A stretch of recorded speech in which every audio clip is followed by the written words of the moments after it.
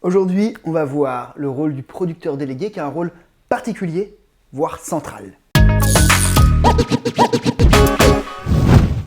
Salut à tous, salut à toi. On continue sur cette série un petit peu métier du cinéma et aujourd'hui je m'attarde sur le producteur délégué. Alors, producteur, c'est un mot qui veut tout et rien dire et qu'embrouille plein de personnes qui s'y connaissent pas.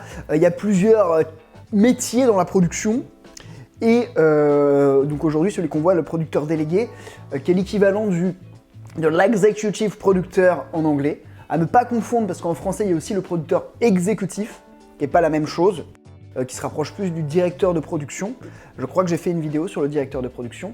Et donc le producteur délégué, qui c'est? Alors le producteur délégué, c'est un petit peu le cliché quand on a du gars en costard avec le gros cigare qui fume son cigare et qui donne l'argent au film. L'exécutif producteur et le producteur délégué en France, c'est le même rôle, mais c'est pas exactement la même chose, tout simplement parce que les modèles économiques diffèrent. Je vais pas trop rentrer dans l'américain parce que je le maîtrise pas énormément. Je maîtrise beaucoup mieux le français, hein. Je sais pas si vous avez l'habitude de suivre mes vidéos, mais j'ai eu une formation de production qui était quand même pas mal orientée production déléguée.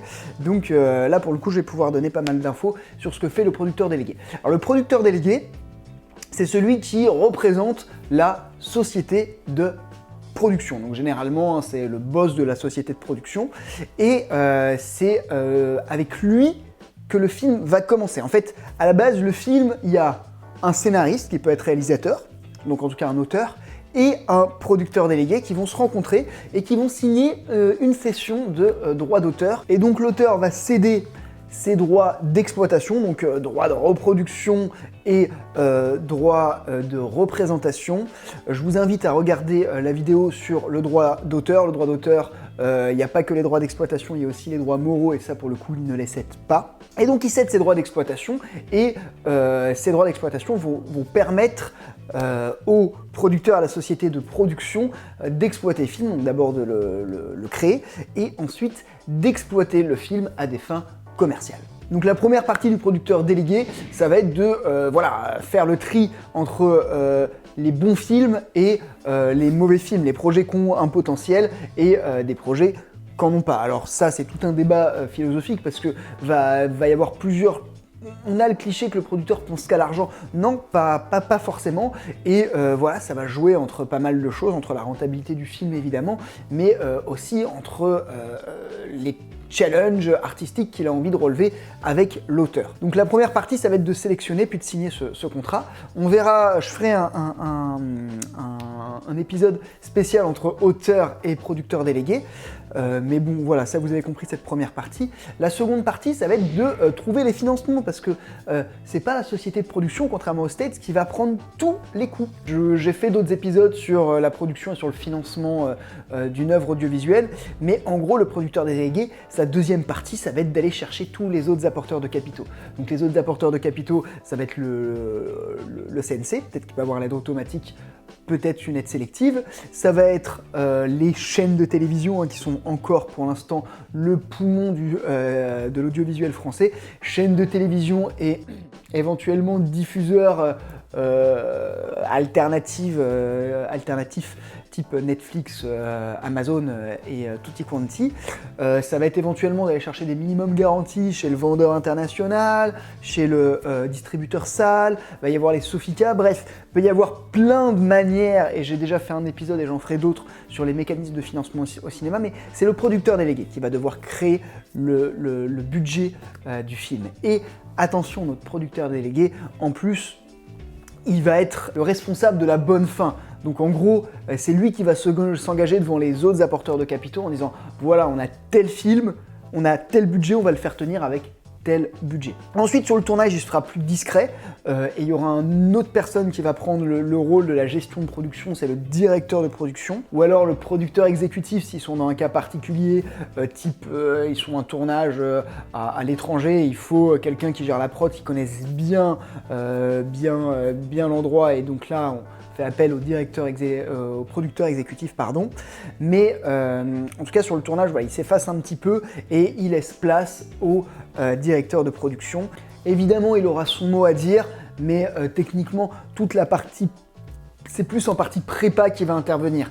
Donc, lors de l'écriture, hein, parce qu'il peut signer avec un auteur avant que le film soit terminé, lors de l'écriture, pour toutes les parties de réécriture et dire oui, non, même si officiellement en France, il y a quand même le droit d'auteur et le final cut, et l'auteur est censé avoir le dernier mot, mais évidemment, en réalité, si le producteur te signe un contrat d'un film et qui te dit non, on arrête tout, garde l'argent que je t'ai donné, les 2000 € que je t'ai donné, et je te donnerai pas les 2 millions si tu gardes cette version et si tu mets pas ça.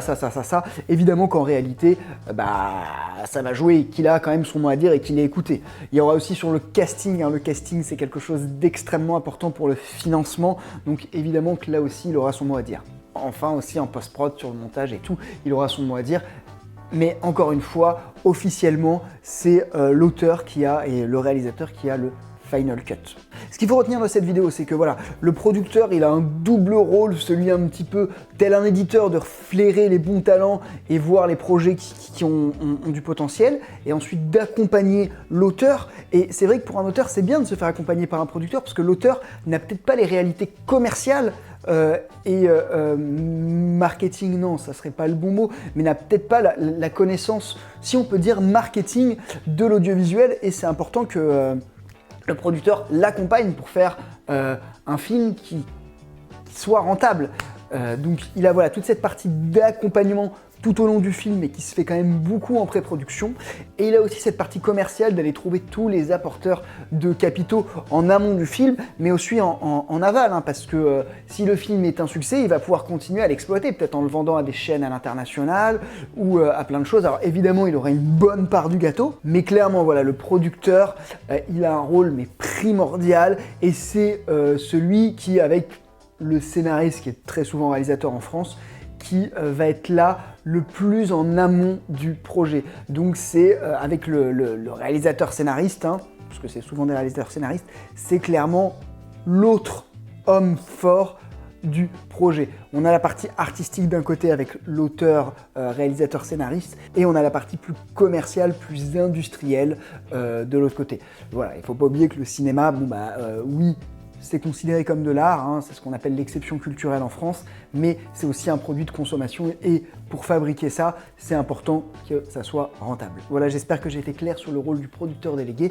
Grâce à ça, vous pourrez un petit peu briller en société et faire les nuances entre producteur exécutif, producteur délégué et directeur de production. Si vous avez le moins de questions, posez-la dans les commentaires. Vous pouvez ajouter des compléments ou vous exprimer, dire plein de choses du moment que ce n'est pas des insultes. Si la vidéo vous a plu, le petit pouce comme ça fait très plaisir, et pour nous youtubeurs, c'est un feedback important. L'abonnement, voilà, si peut-être toi qui me regardes, tu arrives sur cette chaîne et que tu n'es pas encore abonné, que ça t'a plu et que tu as envie d'apprendre plein de choses sur le cinéma, que ce soit en production, en scénario, en technique, en lumière, en caméra, que sais-je, n'hésite pas à t'abonner, il y a un épisode par semaine. Et moi, je vous dis à très bientôt dans une prochaine vidéo. Ciao!